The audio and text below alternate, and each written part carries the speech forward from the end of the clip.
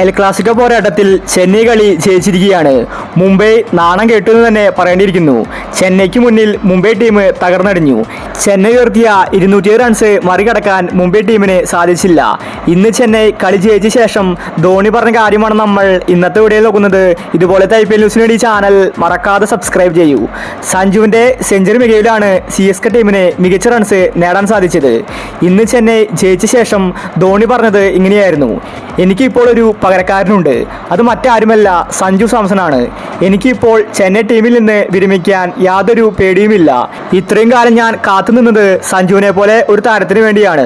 സഞ്ജു മികച്ച രീതിയിൽ CSK ടീമിനെ മുന്നോട്ട് കൊണ്ടുപോകുന്നുണ്ട്. സഞ്ജു ഇല്ലെങ്കിൽ ചെന്നൈ ടീം തകർന്നടിഞ്ഞേനെ. സഞ്ജു ഫോമായാൽ പിന്നെ ഞങ്ങൾക്ക് പേടിക്കാനില്ല. അന്നത്തെ മാച്ച് ചെന്നൈ ടീം ജയിച്ചിരിക്കും. സഞ്ജുവിൻ്റെ ചില ഷോട്ടുകൾ എന്നെ അത്ഭുതപ്പെടുത്തി.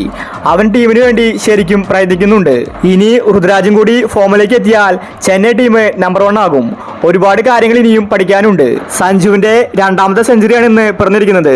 ഇതുപോലെ കളിക്കണമെങ്കിൽ അതത്ര ഈസിയല്ല. അതും ഔട്ടാവാതെ ഒരു താരം 20 ഓവർ ബാറ്റ് ചെയ്യണമെങ്കിൽ ആ താരത്തിന് നല്ല സ്കില്ലുണ്ടായിരിക്കണം. സെഞ്ചുറി അടിച്ച സഞ്ജുവിനും ചെന്നൈ ടീമിനും അഭിനന്ദനങ്ങൾ അർപ്പിക്കുന്നുവെന്ന് MS ധോണി വ്യക്തമാക്കി.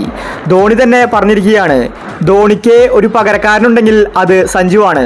അതിപ്പോൾ എല്ലാവർക്കും മനസ്സിലായി. CSKയെ താങ്ങി നിർത്തുന്നത് സഞ്ജുവാണ്.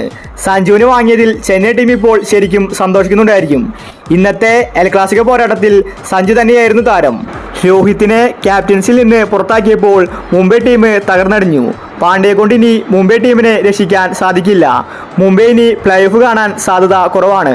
ഇനിയുള്ള മത്സരങ്ങളെല്ലാം തന്നെ മുംബൈ ടീം ജയിക്കണം. ഇന്ന് സൂര്യകുമാറും തെലുഗും മാത്രമാണ് ഒന്ന് പിടിച്ചു നിന്നത്. അവർ ഔട്ടായപ്പോൾ മുംബൈ ടീം തകർന്നടിഞ്ഞു. എന്തായാലും ചെന്നൈ ടീം മികച്ച വിജയമാണെന്ന് സ്വന്തമാക്കിയത്. ഇതുപോലത്തെ IPL ന്യൂസിന് വേണ്ടി ചാനൽ മറക്കാതെ സബ്സ്ക്രൈബ് ചെയ്യൂ.